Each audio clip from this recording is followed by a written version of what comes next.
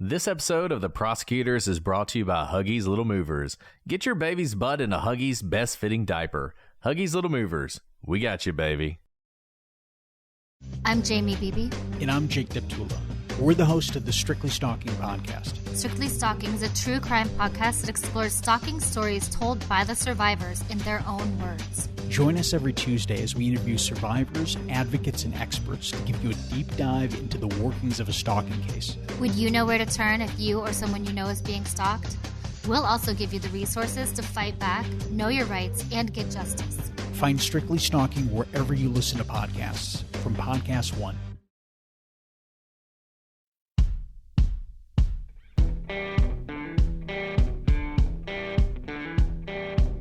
I'm Brett. And I'm Alice.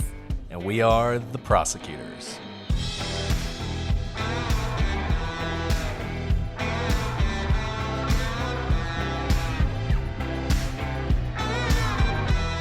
Today on The Prosecutors, we finish our look at the Jack Family Disappearance.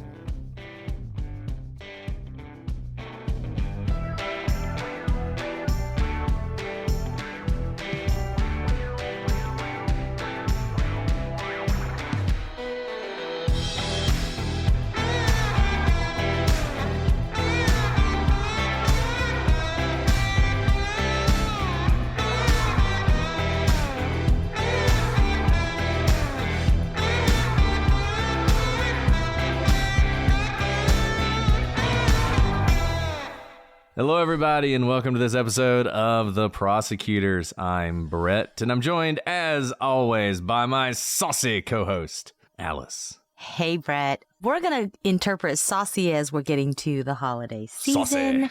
And lots of cooking up different sauces. Are there any sauces that you like? I like cranberry sauce, like homemade with like orange peel in it. I like it straight out of the can. I make cranberry sauce, not even to eat, just to have the smell through your home. It's great. That sounds delicious. Still like it out of the can, though. Can is like, when you still see the rings around it, that's beautiful. Have you ever had not canned cranberry sauce? Because I'm not saying canned cranberry sauce isn't good. They're just two separate things. You know, like one is... Oh, they're completely different. They're not the same category. So it's not like store-bought versus homemade. They're just like different categories. No, you're right. So they're not even the same food. No. You can have canned and homemade, and they're just two different dishes. Yeah, that's true. You could. You totally could do that. It would be fine. It's like the difference between watermelon flavoring and watermelon. Exactly. You could have both, and there's no duplicativity. I don't even know if there are cranberries in canned cranberry sauce. It's possible. It's just completely... Canned cranberry sauce tastes like Jell-O to me. Good Jell-O. But yeah. Yeah, no, good Jell-O, but it's like, it's Jell-O. Whereas like cranberry sauce, like the lumps of cranberries, you know? See, as Elizabeth says, I've heard that called cranberry relish when it's like made fresh and it still has the cranberries in it. So I don't know. I don't know if those things are two different things or what, but... They're not, but... I mean, like, cranberry in a can is supposed to be what you can make fresh. Because if you leave fresh made cranberry sauce long enough, it does gelatinize. Well, either way, canned cranberry sauce is great. I mean... Anyways, really glad you guys are back for this very important episode. And, you know, canned cranberry sauce, it just takes you a second. You just take the top off and then you're done. The hardest part is getting it out of the can. Anyways, so... I think Alice you can say that about any type of cooking. Why would you make fried chicken if you can just go to Popeyes? I mean, it's not a bad argument. Popeye's pretty good. We've gone off the rails. I don't know. We really have. But you know, this is what happens when we move the time that we record by 30 minutes. It's like you're totally thrown off, you know? Exactly. It's weird because we moved it up earlier, so you'd think we'd be less loopy because we'd be more sort of energetic. But apparently we needed that 30 minutes to chill out.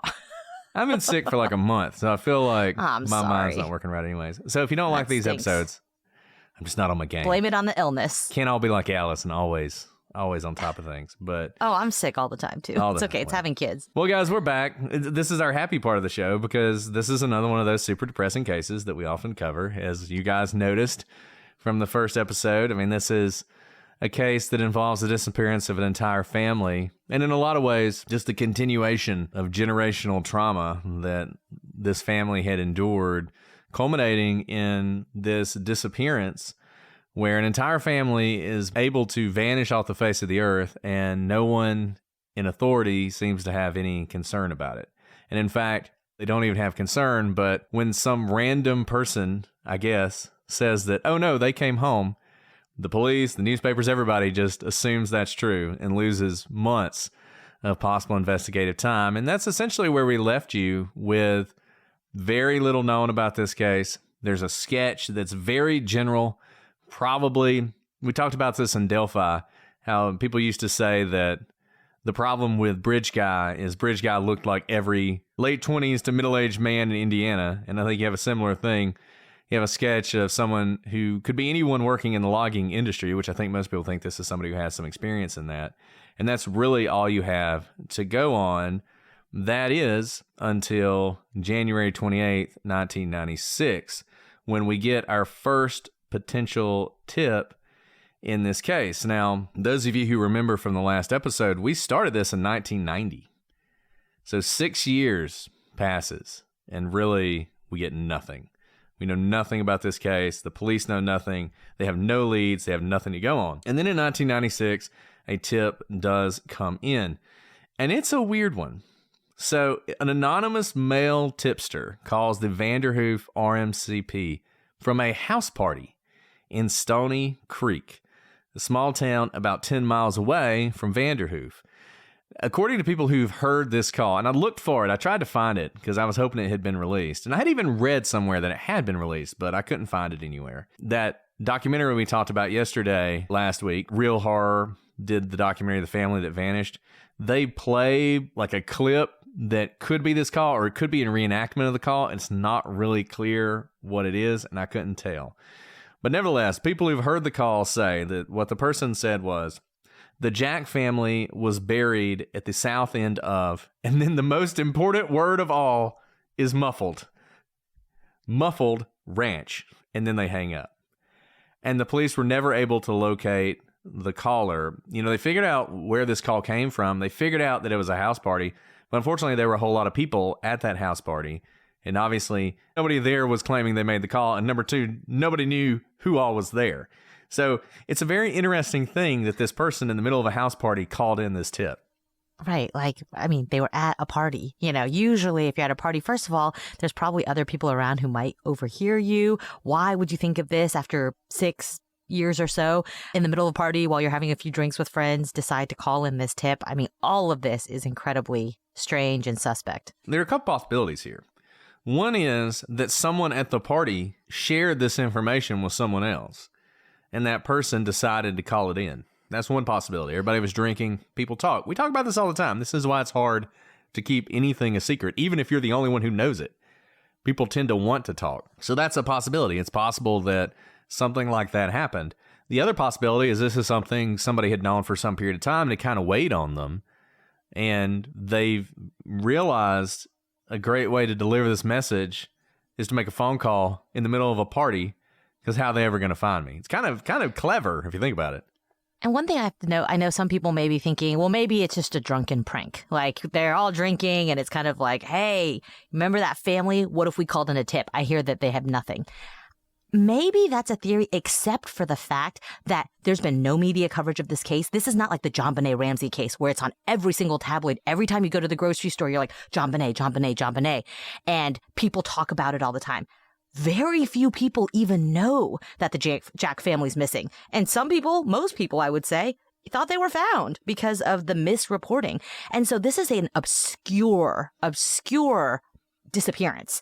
You know, it is not on the top of people's minds. It's not on the tip of the tongue. This is not something that people in town talk about all the time. So I don't necessarily think this falls into the category of a drunken prank. Now, they may have all been drinking, and when you're drinking, your threshold for keeping secrets falls down. But this lends me to believe that this is not just some prank, but it's based in some amount of truth, whether from the person who's reporting it or they heard it from someone. And that's such a great point. We talked about this in other cases like Delphi. We've talked about the curse and the blessing of media attention.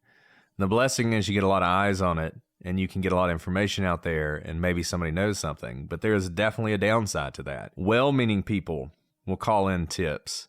You know, when somebody goes missing and the story goes viral, everybody in America sees that person somewhere. You know, you'll get tips. When we talked about Matrice Richardson, That case wasn't even that viral, and they were getting tips in Las Vegas. We talk about Maura Murray. You have people seeing her in little towns in Canada. The more attention a case gets, the more people are going to talk about it. And then you have the pernicious people. Brian Schaefer, somebody brought this up in the chat as well. When Brian Schaefer's dad died, somebody posted on his obituary a comment pretending to be Brian, and they figured out who that person was. Why you would do something like that, I have no idea. That is just a terrible thing to do. I don't know why you would do something like that, but people do it. The Jack family got basically no coverage, basically none, and hadn't gotten any for 6 years. This is 6 years later. So I think Alice is right. The chances that this is just, it's possible that, as happens sometimes when you're in a gathering, you start talking about stuff, and maybe somebody did say, hey, do you remember that? Wasn't that crazy? And that's a possibility. And maybe that's even the most likely thing, but it doesn't seem as likely as if this were John Bonet, or if it were any case that got any modicum of attention. This case has gotten very little. So the police certainly took it seriously. They sent the audio out to be analyzed, and they believed that after enhancing the audio and studying it, that the person said Gordy's Ranch. And there was a Gordy's Ranch in the area where the family had disappeared. So they searched Gordy's Ranch, including with ground penetrating radar. They dug up a bunch of stuff. They gave it a good shot, but they didn't find anything. Now the problem is, south end of a ranch, even if you're trying really hard to find something, we've talked about how hard it is to find a body just laying out in a field. If the body really was buried and it had been 6 years, there won't be as much evidence of disturbed ground, all the sort of things you might look for when you're looking for a fresh grave type situation. That probably is all gone by then. So it's possible they are buried there and they just didn't find anything. It's also possible, of course, that they got the wrong place, that they enhanced the audio and that's what they heard, but that's not actually what was said. And unfortunately, unless this person comes forward, and maybe they're listening to this podcast right now, unless this person comes forward and clarifies what they said almost 28 years ago, then I don't know that we'll ever know exactly what they were trying to relate to the police. And unfortunately, that's pretty much all we had for a very long time. Yeah. And with this tip, it really does just come out of nowhere.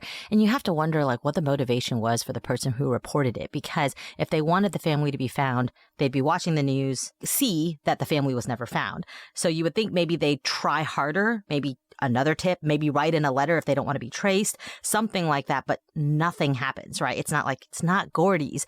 I meant Morton's or something like that. No one came forward to clarify. And despite South End, like you said, is just such a general area. And it probably is. When you're looking at a ranch, it's hard to say it's by the fifth fence posts. You're not going to have landmarks like that. And so I've been, turning over in my mind what this person who called this tip in was thinking. What did they want? Did they really want the family found? Did they know something? Did they not know something? I've analyzed it left and right, and I still can't come up with anything other than I don't think it was a prank.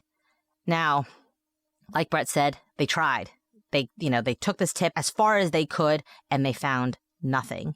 And again, the case was cold, absolutely cold. There was nothing that happened until August 28th, 2019. So 13 years later, the RCMP executed a search warrant on a property south of Vanderhoof, and they searched the property for 2 days, utilizing civilian consultants, heavy machinery, and ground-penetrating radar. Unfortunately, nothing was discovered. So all we know on the outside is this search happened. What led them to it? It's not clear. Clearly, they thought something big was happening because a 2-day search is a pretty large search, and all the kind of machinery they bring in, the consultants, it's more than you typically have in a search warrant. Typically, the search warrant is going to be internal to whatever investigative body it is. It's just going to be the agents, just the law enforcement officers searching. But here you have kind of outsiders being brought in to help, heavy machinery brought in to presumably dig. And over the years, investigators have since conducted hundreds of interviews, obtained thousands of documents related to the case, and have searched several properties, all in search of the Jack family. But Even still, this case did not receive nearly the investigative efforts or media coverage it should have, considering an entire family with 2 young children vanished in the middle of the night. And look, I think it's pretty obvious at this point, this is another example of, in Canada, these First Nations people who just really, there wasn't a lot of focus on them. We have similar problems in the United States. I'm not casting stones at Canada because we live in a glass house on this, but it just is a fact that this was a huge problem in Canada for a really long time. And it's not just the police, it's not just the government, it's the media as well. And you had an entire family disappear. And this case was not reported on a single national news outlet in the year following the disappearance. You had an entire family vanish into thin air with basically no leads, though a sketch of the person who may have taken them, which would have been a nice thing to put out on the television, and it was not considered worthy of national news. And this is not just, that was a different time. You know, they didn't have the bandwidth. They couldn't cover that. Medium.com looked into this, and we're going to link to that story, and it's worth reading. And they report there were other well-documented disparities in media coverage between indigenous groups and non-indigenous groups at the time, and there were plenty of murders, plenty of disappearances. They were making the front page news in the year following the Jack family's disappearance, but none of them were for indigenous people, even though, as we've talked about before, First Nations people go missing or murdered at much higher rates than the general public. And of course, it's not just the media, it's also the RCMP. And there's been heavy criticism of how they handled this, particularly at the time. When the family was first reported missing, they didn't take it seriously. They did not accept that this could be foul play. They did not treat it as if it was foul play.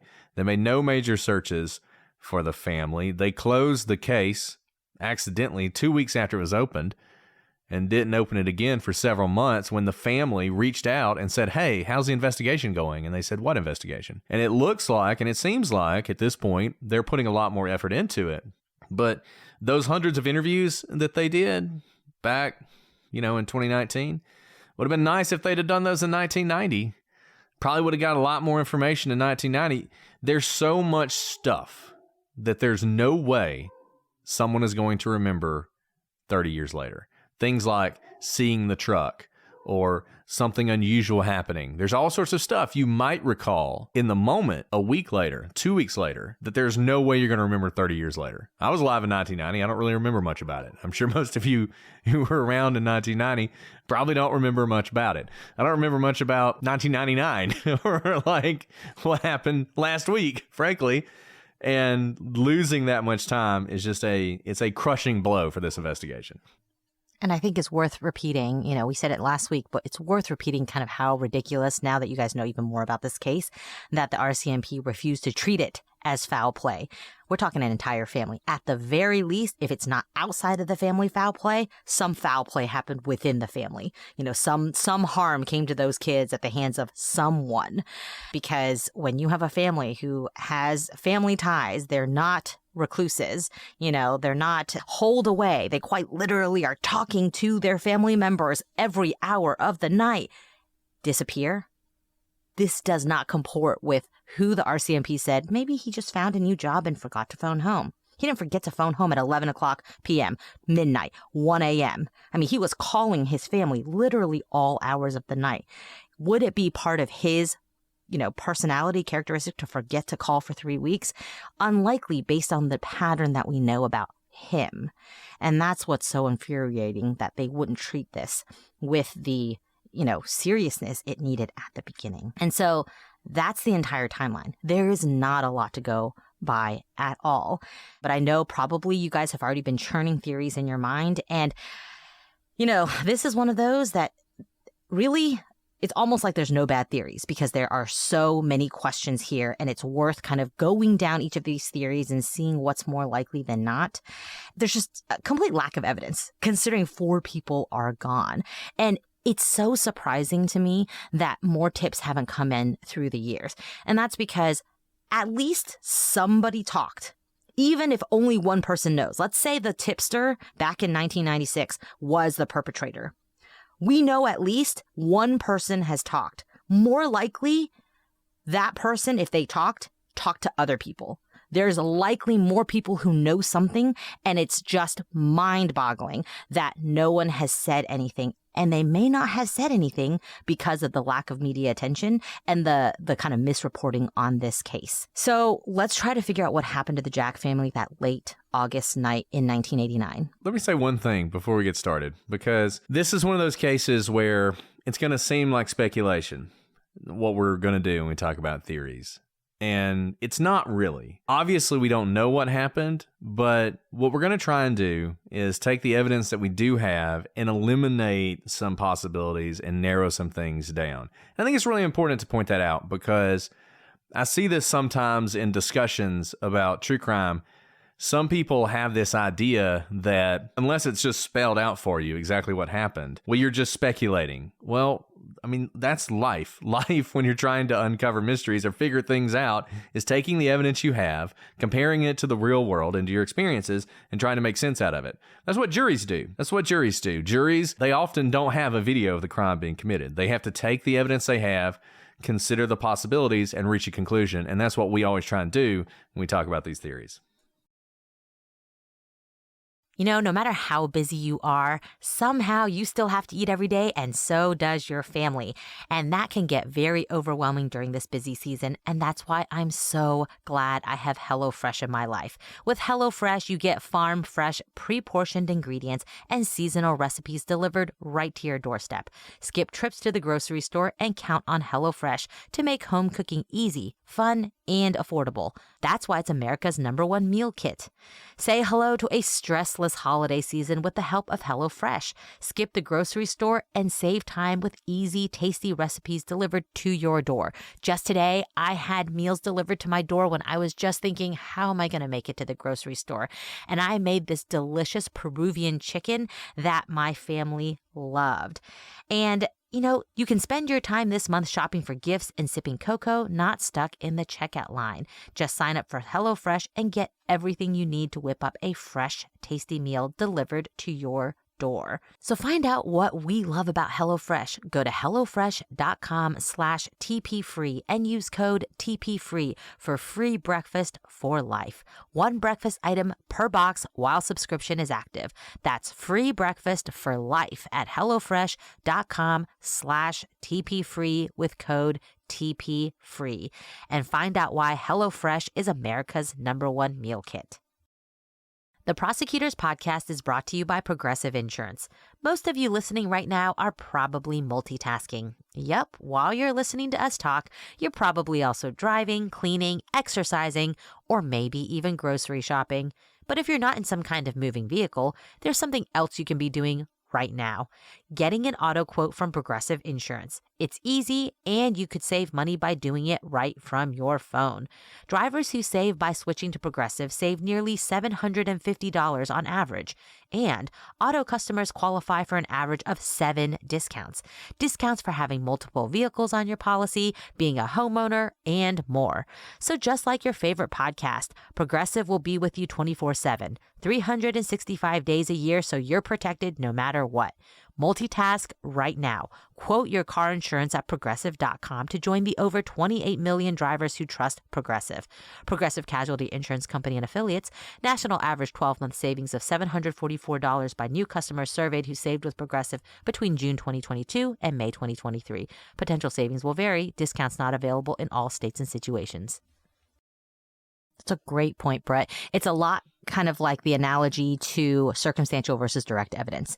We've told you that circumstantial and direct evidence have equal weight in court. And in fact, in reality, circumstantial evidence is what is needed in most cases because they bolster from different angles. You know, you can imagine like, I don't know, I set up a bunch of lawn ornaments today, like Christmas lawn ornaments. So think of you put like a reindeer, you know, a Christmas lawn ornament in the ground. Let's say that reindeer is direct evidence. Okay, maybe. Is it going to stand up to the blizzards and the winds and torrential downpour for the next month? Maybe, maybe not. But if you have a bunch of stakes from different angles at the bottom holding up all 4 legs of it, that's your circumstantial evidence. You can see how it can be just as weighty, if not more so, in bolstering what maybe an eyewitness said. I saw a reindeer. but maybe they can't tell you exactly where it was staked in. How many feet over from that tree, in front of which house, which street light, shined on it at what time of day, casting what shadows. There's a lot of questions when it's just direct evidence. Same here. We have evidence.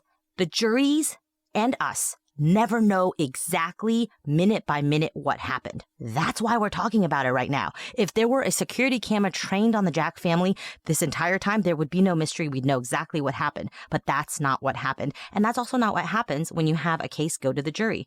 The jury is making logical jumps based on evidence. You have kind of these touch points of evidence and you're jumping from one to the next. That jump is, some people call it speculation, but they're logical jumps based on what you know. And you can see how those jumps can get narrower and narrower as the guardrails of other evidence kind of guide you in certain ways. Do you know exactly what filled that gap?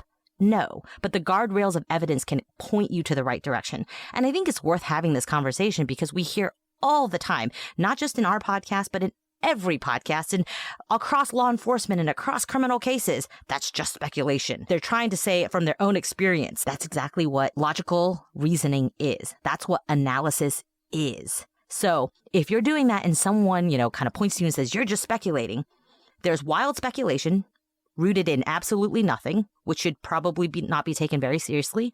And then there's the kind of logical analysis and reasoning that we try to implement here. So even though we don't know exactly what happened to the Jack family, I think we know enough to be able to have those guardrails up to guide us towards more likely theories than more unlikely theories. Okay, one major kind of red flag in this entire story is that unknown man from the bar, that Paul Bunyan character. And it's just most likely that this man had something to do with the disappearance of the family. He probably had some ill intentions for the Jack family, but what exactly, those intentions were or who he was still is not clear. We haven't heard of any other reports of a man looking like him trying to coax other men and their families away.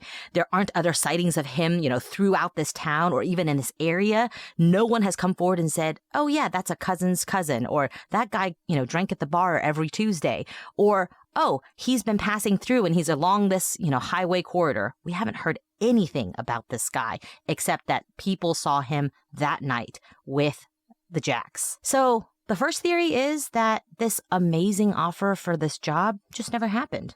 This is an extreme but possible theory that the job offer just never happened, and Ronnie, who was overwhelmed and unable to catch up financially, used the perfect job offer as an opportunity to just take his family and disappear.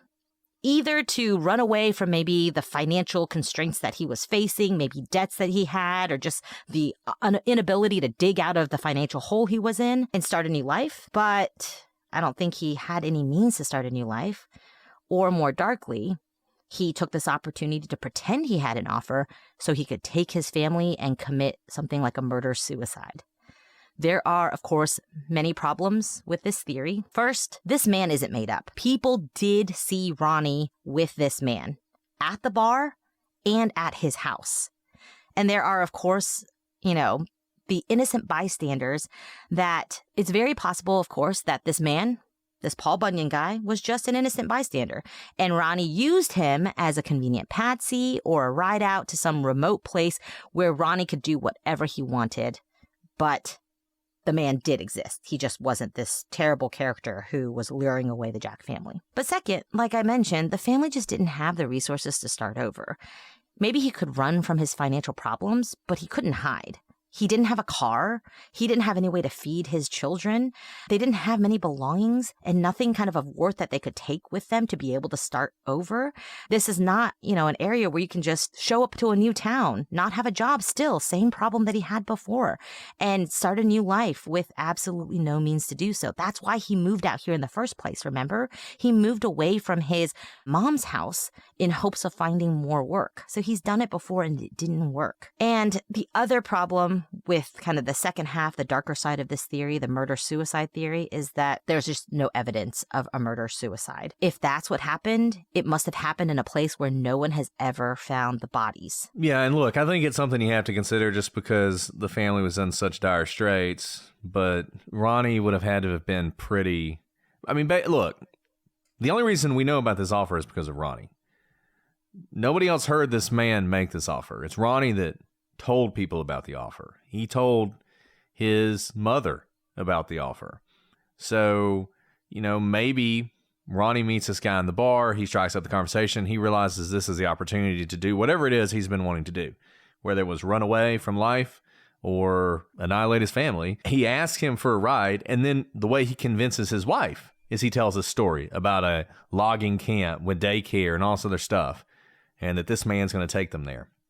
I think that's pretty far out there. I don't think that's likely what happened. I think for all the reasons Alice said, it just feels wrong, right? I mean, it just doesn't feel like how this went down. It doesn't, no matter how nice the Paul Bunyan guy in the bar is at 1 o'clock in the morning, he's probably not going to offer to move your family in the middle of the night. I mean, like, I'll come pick you up tomorrow, maybe. But the fact he was willing to do that tells me that he was involved in some way. And also, remember, if this were all Ronnie trying to, start a new life and use this guy as a patsy, he did try to leave his kids behind. Remember? He didn't want to take his kids with him. And so if his brother had said, yes, I'll keep the kids, then what? Like, he loved his kids. That's why I think he was trying to leave them behind in case any harm were to come to them.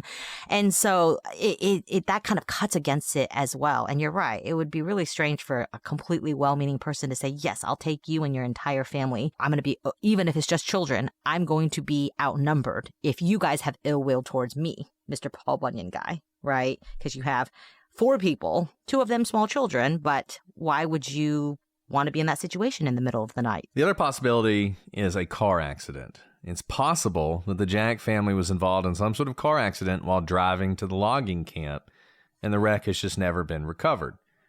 Now, this might seem strange to you when you first hear it, but recently, I would say in the last 10 years or so, a number of mysterious disappearances have been solved by finding vehicles in bodies of water.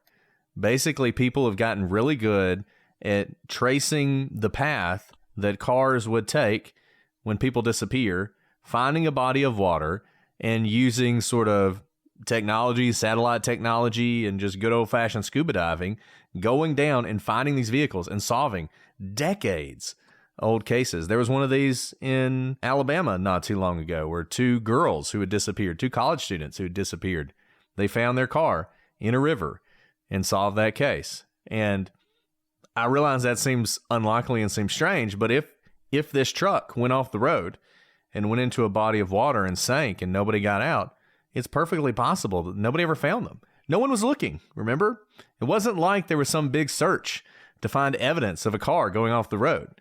So if that happened, it's not necessarily the case that anybody would have found it. But one thing with that issue is that the driver, this Paul Bunyan guy, would have been in the car with him, and we haven't heard of anyone who matches his description who's missing, right? Like, maybe he's a complete loner, no one would have been looking for him, but it's been, decades. You would think someone he's connected with, if he were in fact in the logging industry, he didn't show up for work, if he really is recruiting for this ranch and he doesn't show up, at some point someone's going to be like, you know what? Paul never showed up. In fact, I haven't heard from Paul in a long time.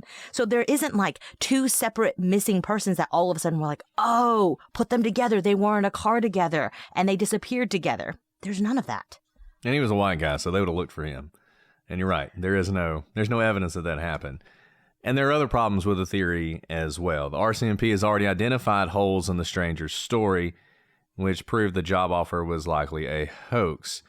There were no logging camps in the area hiring, and children were not permitted at logging camps. So even if you think it was some sort of under-the-table daycare or something going on, the fact that no logging camps were hiring is a pretty big problem when he says, hey, this is, it's not, you can't walk to it, but it's 30 miles away. And as Alice said, there's no been evidence of some other person disappearing, and we've found no evidence of the wreck. So if it turned out to be a car accident, I think that would be pretty amazing if that's what ended up happening. All right. So let's go into some other theories that at first glance, maybe you'll say there's no way. We've talked about before during the Highway of Tears episode, a serial rapist and killer, Bobby Jack Fowler. So he was an American suspected killer who was active in both America and British Columbia. So he was a transnational perpetrator. And he's suspected of committing several murders in British Columbia. So many people presume that the Jack family could have just been victims of Fowler as well. However, Fowler was active in his crimes in the U.S. at the time. Talk about an alibi, by the way. I couldn't have committed that crime in Canada because I was committing other crimes in the U.S., but that's pretty good evidence that he wasn't actually the one to blame during the Jack's disappearance. And besides that problem, there's just no evidence to suggest that he was in British Columbia when this disappearance occurred at all. And for what it's worth, the RCMP, they don't believe that Bobby Jack Fowler is responsible for the Jack family disappearance. I think it's worth just thinking about because he was prolific in this area. And when you have something with so little clues, you have to kind of look at all your options. But I think it seems pretty clear here he's not the perpetrator. Yeah, and this really doesn't fit his MO either. You know, it seems like the chances that he's involved are slim. It doesn't mean it couldn't be some serial killer. Someone in the chat jokingly mentioned Israel Keys. I believe he was 12 at the time this murder happened, so he probably didn't commit this one either. But it's possible it could be some sort of serial killer. I mean, I'll say this. This is a weird thing to do. It is very strange to do something. This is like something out of a movie or a story. It's not the kind of thing you would expect to actually see. Individuals don't often try and kidnap 4 people, even if 2 of them are kids. Kids run away. Kids are hard to control. Kids are loud. There is a male involved. You know, there's a mom who's going to fight for her kids. It is such a strange thing to see something like this that it almost makes you feel like it has to be some sort of brazen person who's done something like this before. What are the chances that this is their first foray into crime? But I guess that's possible. Another possible killer that some people have brought up is David Picton. I'm really interested in Willie Picton, and we're going to cover those cases at some point. This is sort of a bizarre theory. David Picton is the brother of serial killer Willie Picton, and some people have speculated maybe he was responsible for the disappearance. And this is based entirely on the fact that he kind of looks like the guy in the sketch. But as we said, everybody in Canada looks like the guy in the sketch, so it's probably not him. David is sort of a controversial figure. Willie Picton was absolutely a serial killer. There's a lot of speculation about David's involvement. A lot of people who think there's just no way he could not have been involved in those crimes, but I don't think there's any way to prove that. And the RCMP, much like Bobby Jack Fowler, has said it wasn't David Picton. He didn't do it. So that's another one who feels like we're just striking out left and right, which feels like we're not going to find an answer, but we will continue on. So one potential theory is that this job offer was an actually legitimate offer, but it wasn't legal. Something could have gone wrong while they're going out there. And you can imagine, we know that no logging camps have daycares because kids are not allowed on the ranches because of a health violation.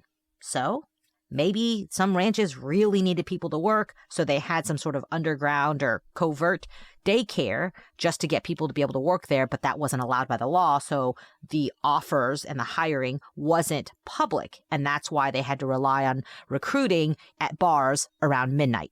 That might be very possible. We see this in other kind of sectors in society where people are paid under the table or in an illegal manner, and so if the police came by and said, "Hey, ranch, have you guys been hiring?" "Oh, no, of course not."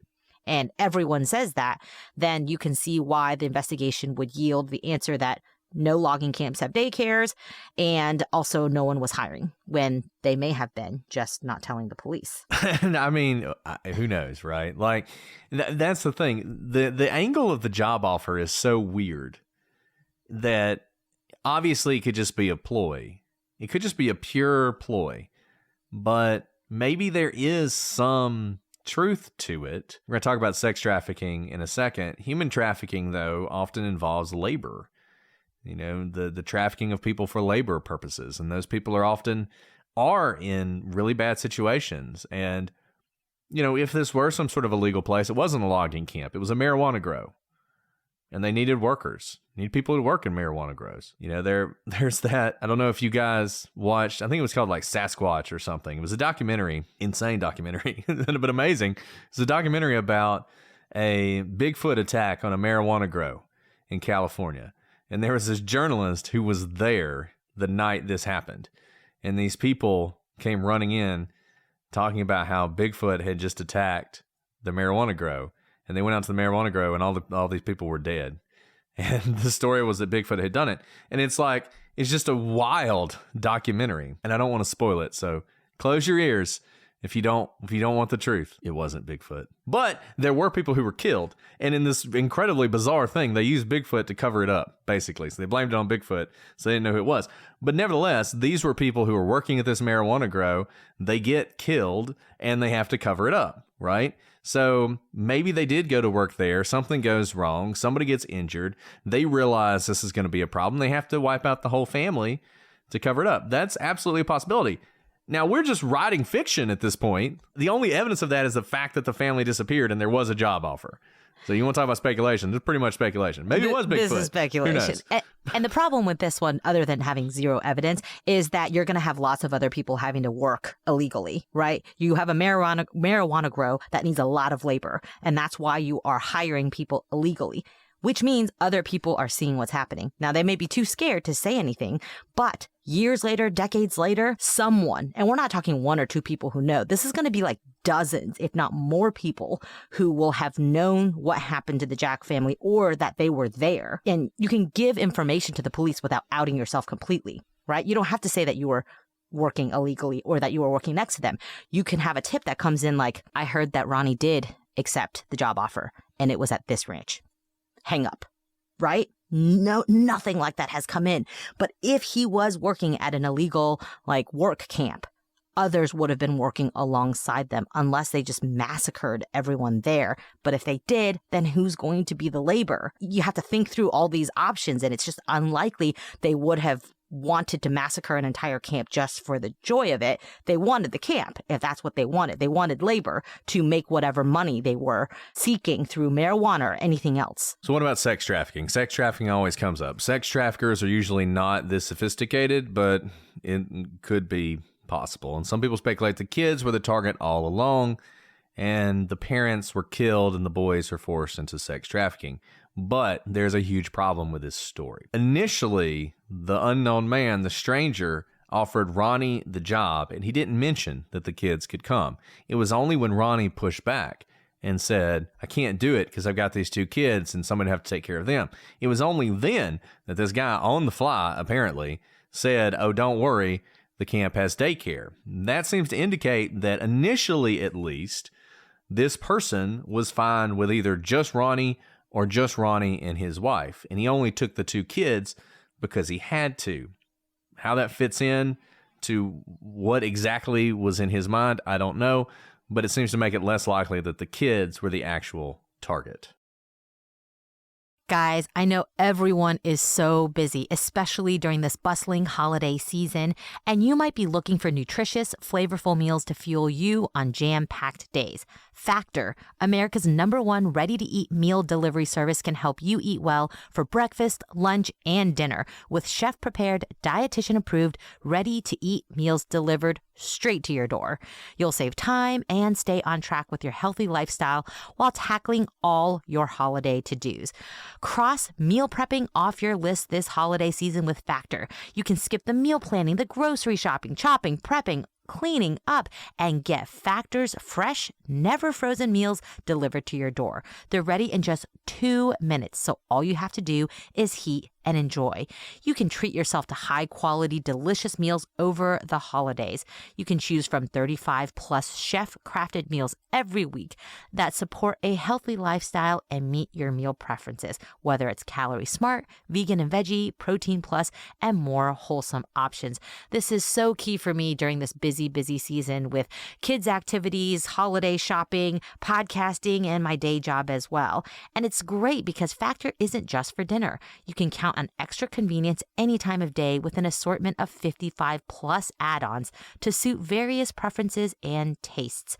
Choose from quick breakfast items, lunch to go, grab-and-go snacks, and ready-to-drink cold-pressed juices, shakes, and smoothies. Head to factormeals.com/prosecutors50 and use code prosecutors50 to get 50% off. That's code prosecutors50 at factormeals.com/prosecutors50 to get 50% off. This episode of The Prosecutors is brought to you by Huggies Little Movers. Huggy knows that babies come in all shapes and sizes, and their tushies do too. Huggies' best fitting diaper is their Little Movers with its curved and stretchy fit. Moms know that there's nothing worse than an ill-fitting diaper, especially for your active babies. I love Huggies because I can rely on them to keep my baby covered while she moves around. You guys have been with me as baby Brittany's been born, and now she is starting to crawl, and I just love these Huggies because they keep everything contained, but they also allow her to be the active baby she is. Guys, we are covered up with babies on this podcast, and we're so glad to have Huggies. I don't know what we would do without them. Huggies Little Movers are curved, so my babies feel comfy no matter how much they're moving around. And they are moving around a lot. They also offer up to 12-hour protection against leaks, which is a game changer. Get your baby's butt into Huggies' best fitting diaper. Huggies Little Movers. We got you, baby.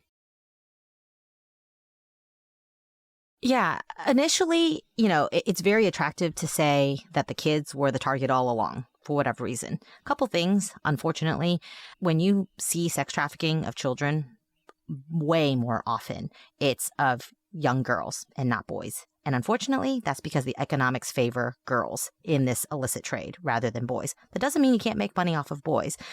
But I do want to push back and kind of play devil's advocate of how the kids, even though they came secondary in the offer, could actually have been part of the plan. And if not the kids specifically, maybe the whole family, because taking the whole family is just risky. If you wanted just Ronnie or just Ronnie and his wife, and then you found out there were two kids, not one, but two kids that were supposed to come along with you, you may back out.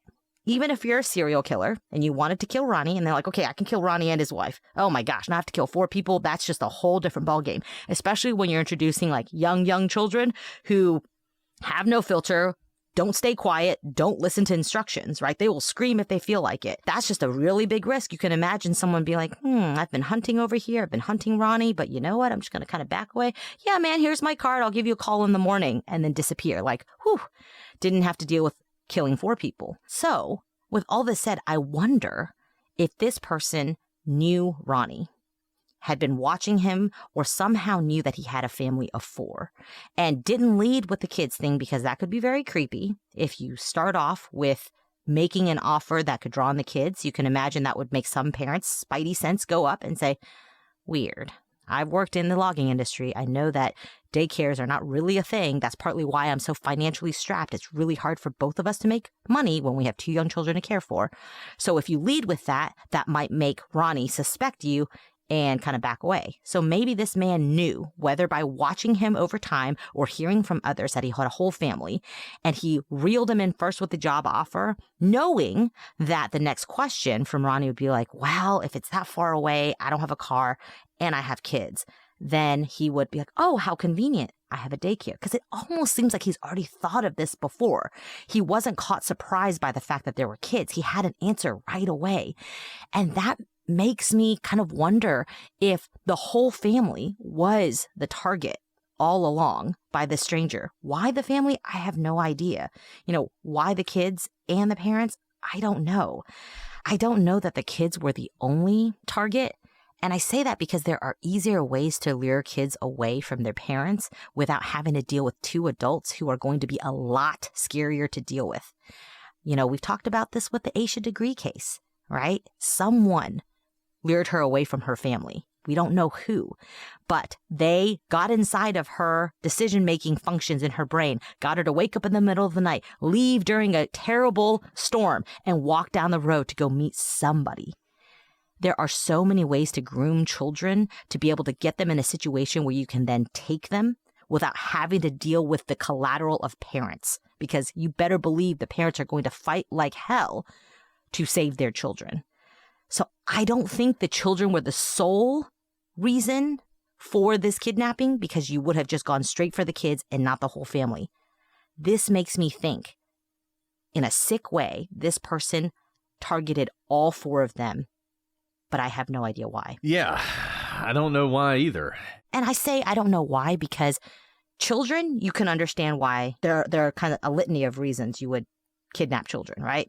Whether it's sex trafficking or weird fantasies you have with children, that makes sense. Those are very different reasons from why you would kidnap adults, unless your purpose was to do harm to all of them, which would be like a very difficult murder to take out. Because the truth is, adults are good workers on an illegal work camp. Kids are not. Certainly not a 5-year-old. Not going to be very effective at picking crops, right? They need naps. They need to eat all the time. They need to sleep. Their fingers hurt after working too long. They're just not good workers. So the reasons you would kidnap each kind of set, the parents or the kids, are so divergent that I can't imagine why you'd want to kidnap all 4 of them unless it was just to do them harm. I mean, one possibility is this is just a hate crime. One possibility is, this guy, I think something we can say about him is he was in the logging industry. He knew the logging industry well enough to sell Ronnie on the idea that he was going to a logging camp. It's the 1990s. My recollection of the early 1990s is there was an economic downturn. It's possible that, this guy saw Ronnie and his family as sort of, lesser than people who were taking jobs of people like him. And maybe he had some sort of rage inside of him.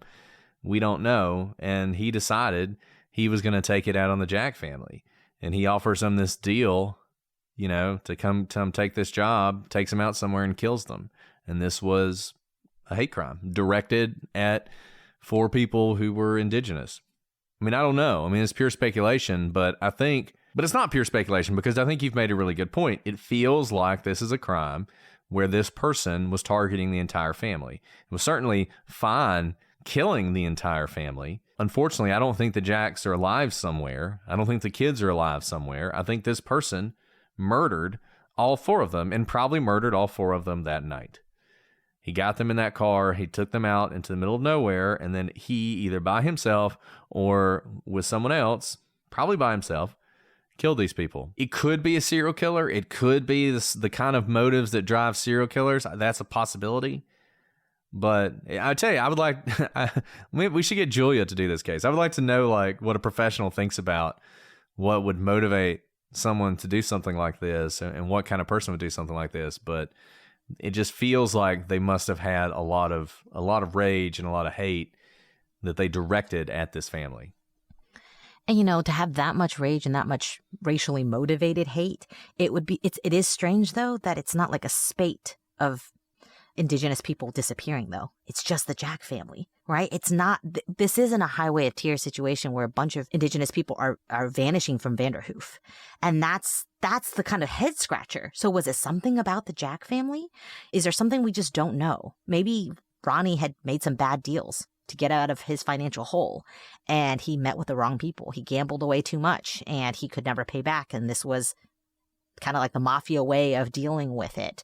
But it was carried out by someone he didn't know, so he didn't know to be on the lookout. But, I think you've hit your head on it, that the most likely thing is that unknown man had something to do with what happened to the Jack family. And what happened to the Jack family is likely that they are dead today. And whatever it is that happened, I don't think there was ever a job. I don't think if there was a job, the Jacks ever made it to that ranch. Too many witnesses. You start getting integrated into a new community and people start asking questions. I think that this unknown man in the bar created this elaborate ruse, knowing that, again, he had to know something about Ronnie, that Ronnie was so desperate he would say yes to this unbelievable offer. That just goes back to me thinking he knew about Ronnie, and Ronnie was not random in the sense that he just picked out someone from the bar, that he had either watched him or whatever reason had it out for Ronnie, and his family was kind of maybe collateral along with him. Now we get into speculation, realm. What is the motive? Why did this guy do it? Why the whole family? If he was mad at Ronnie, why not just take out Ronnie? And, robbery doesn't seem likely here because we've already said it. The family had just about nothing.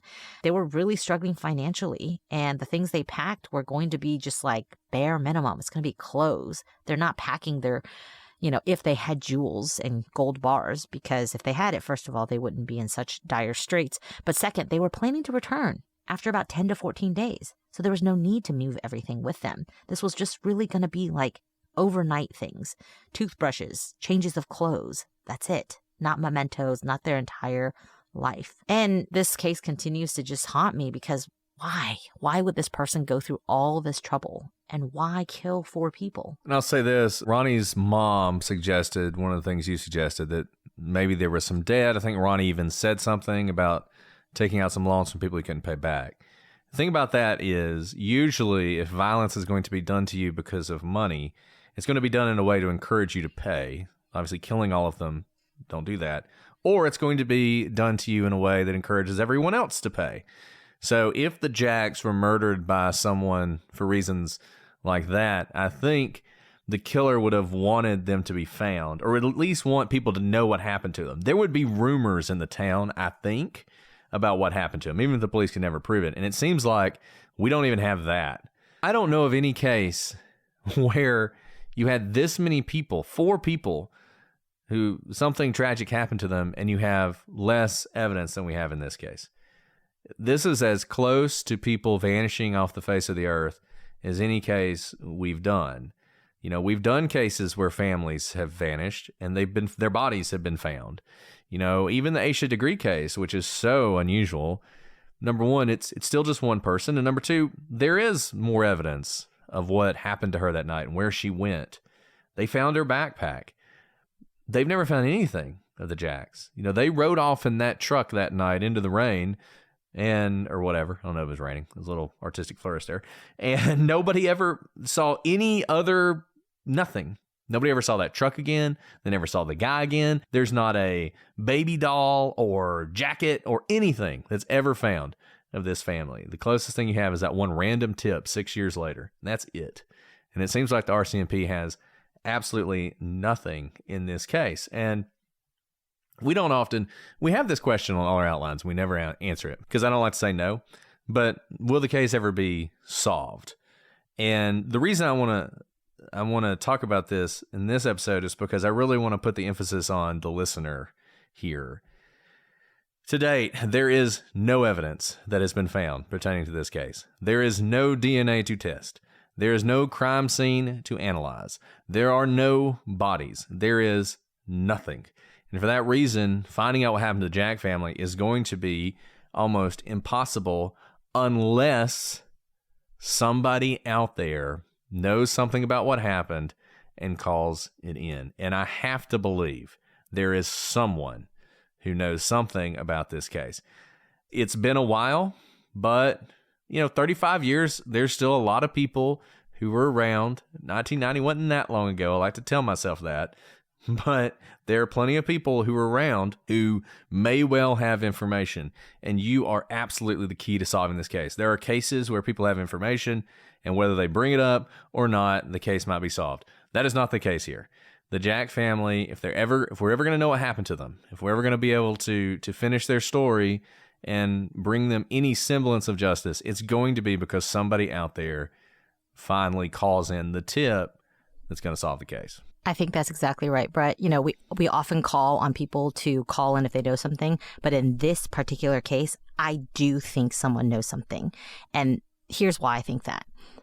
The more I think about this case, when we walk through these theories, the more I am leaning towards the fact that the Jack family, not just Ronnie, but the entire family was targeted. This was not random for many reasons. Number one, it's not clear what you would want to do with just Ronnie or the kids. I don't think that the person was surprised he had kids. He had an answer ready for him. He was not deterred by the fact that this was going to be a difficult thing to pull off. Remember, the man is with Ronnie as he is calling his family members, repeating direct evidence of everything this man told him. He is literally watching the police report write itself, and he doesn't get scared off. He doesn't care. He is, Ronnie's not hiding it from him. They are quite literally on the phone with multiple people. There's no telling, but it's probably likely he saw these family members, the cousin, the sister, coming by because he wants to guard his asset. He's not letting this family out of his sight until they get into his car. So he's watching everything that's happening. So it's very likely he sees not only multiple phone calls where the words he's relayed to Ronnie is getting relayed to a third party. So it's not like the perfect crime where no one's going to know what offer was made to Ronnie and no one's going to know where he went. He knows that he's been seen in the bar and by other family members, people who are going to be looking for the Jack family. He knows that the Jack family is connected with others because he sees them on the phone and talking with their family members throughout the night. This is incredibly risky. Despite them being really bad targets for a random crime, he carries through with it. He helps load their belongings into the truck without any anxiety, without second thoughts, without any nervousness, because if he had nervousness, I do think the Jack family would have been like, you know what? Why don't we wait till the morning? No, he had to get them that night. That's why I'm convinced that it was the Jack family he wanted. For what reason? I don't know. But because he wanted the Jack family, somebody knows something.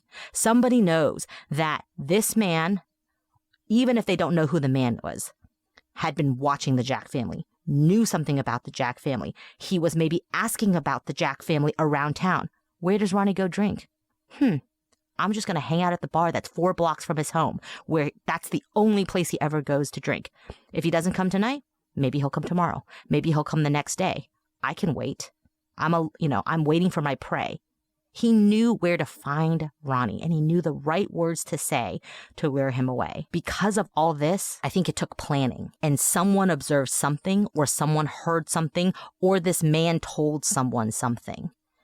And because of all this, I think someone knows something, even if they didn't know it mattered until now. So if you were in this area, if any of this rings a bell, whether the location, whether this Paul Bunyan character, these sketches, pay attention, search your mind, because memories are only going to continue to fade from here on out. Maybe there are still witnesses alive. It's still possible. But I think the window of opportunity for people to come forward with helpful information is quickly dwindling. And so I don't think we could have, this episode is coming out not soon enough, because every minute is another minute where we could be losing someone who knows something. So with all of that said, the Jack family has been missing from Prince George, British Columbia since August 2nd, 1989. We said what they looked like last time. I'm going to repeat it here in case it jogs anyone's memory. Ronald Paul Jack was 26 at the time of his disappearance. He was 5 feet 6 inches tall and weighed about 150 pounds. He's indigenous and had black hair and brown eyes. Doreen Ann Jack was also 26 at the time of her disappearance. She was 5 feet 2 inches tall and weighed about 110 pounds. She's also indigenous and had black hair and brown eyes.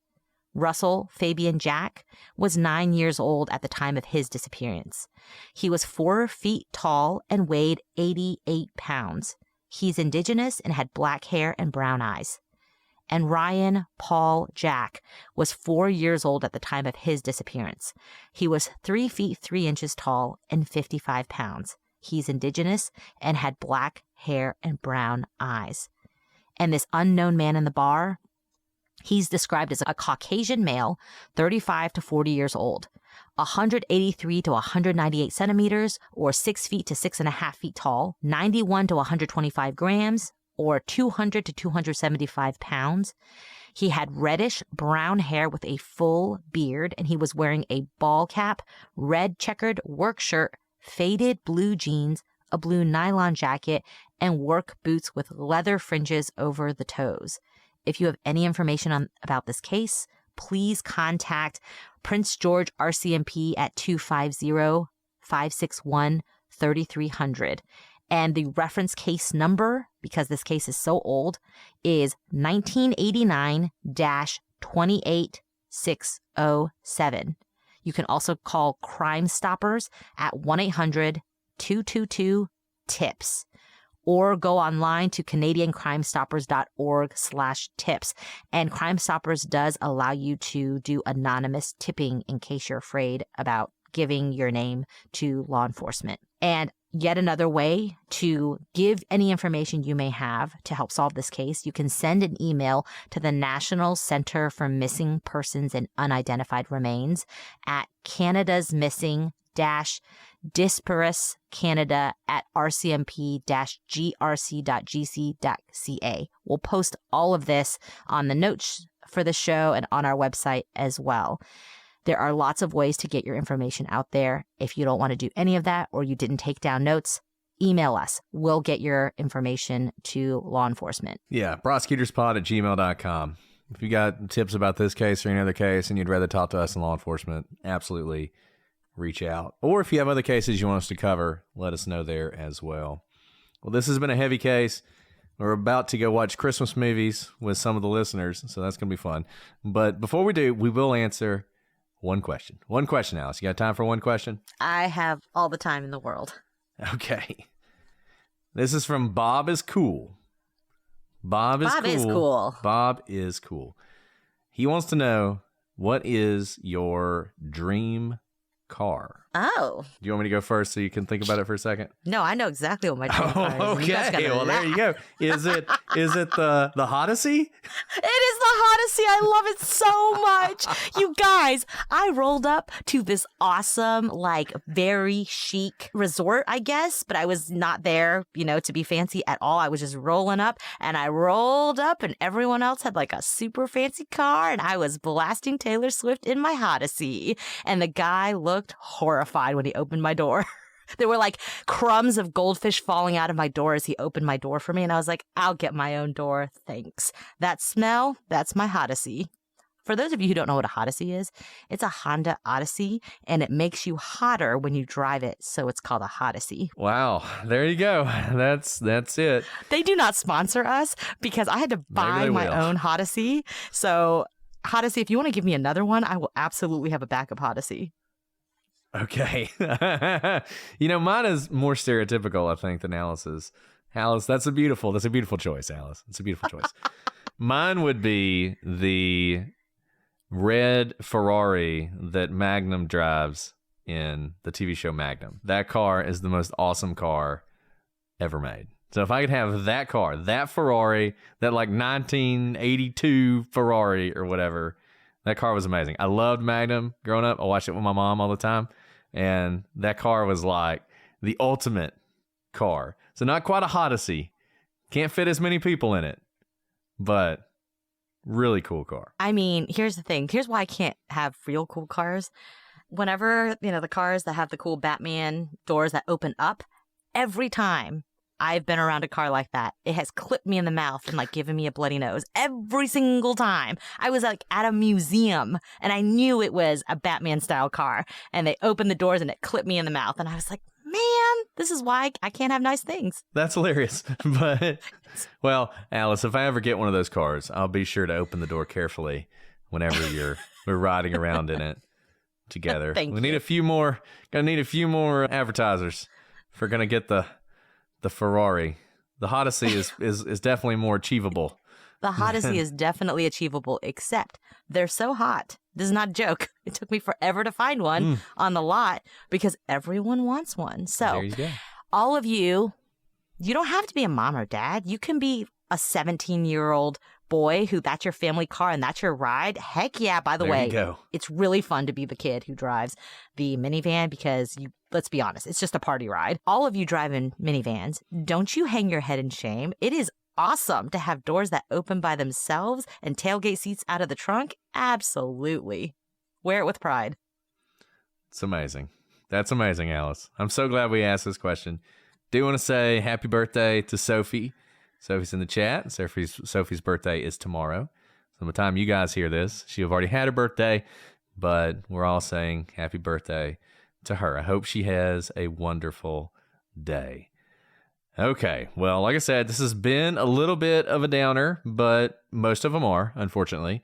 We'll try and do something a little happier. We're getting closer to Christmas. I do want to say, as we record this, it's almost Thanksgiving, and when I say this, It is. I'm not patronizing you. I've been thinking about this recently, about how thankful I am for this podcast. I'm so thankful for Alice, and I'm so thankful for all of you that make this possible. This podcast is just such a wonderful thing in our lives, and we never could have imagined how wonderful it would be, and it's such a blessing. We've talked about this a lot lately, I feel like. I don't know why we're feeling the blessing so much, but it really is a blessing. And this Thanksgiving, I am so thankful for all of you and all the friends that I have made and all the people that I've met. Y'all are so amazing. You are just, I love our listeners. I love them. You know, I love how you guys are from all sorts of different backgrounds. You do so many different things, and you're just all so cool. And it's so great to get to know you guys. And it's been a real blessing. So thank you. Thank you for all of you. Absolutely. We love you guys, and we love you so much. We're going to leave this medium and go to another social media medium to watch a movie with you. So that's right. Christmas see movie. you guys soon. A Christmas Hallmark movie. Christmas movie. Of course. Hallmark Christmas movie starring Allison Sweeney, listener and friend of the podcast. So we can't wait to watch it. Okay, guys, this has been great. We love you all. Happy Thanksgiving. By the time you hear this, it'll be closer to Christmas, but that's okay. Have a good Thanksgiving, and we will talk to you soon. But until then, I'm Brett. And I'm Alice. And we are the prosecutors.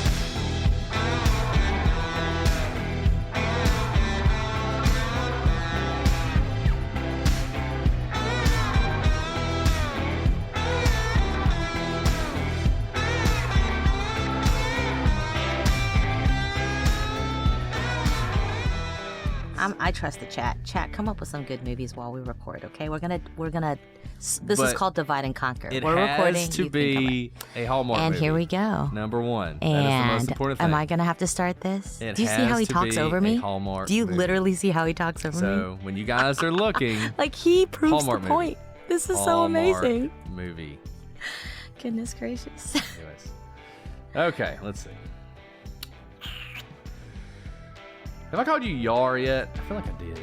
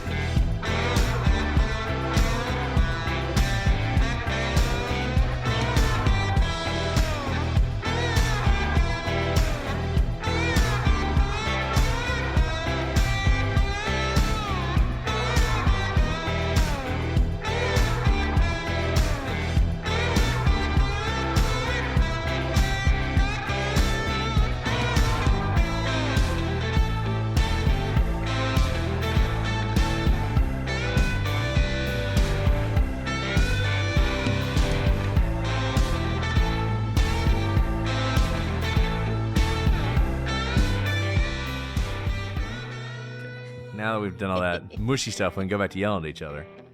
Whatever, Alice. I'll talk when I want to. Okay. Okay. That's not a joke though. I really love my You house. love that car. You do. I It's love clear. it so much. Like, it is not a joke. I gave up my SUV for it. You would think, like, I've met other people who are like,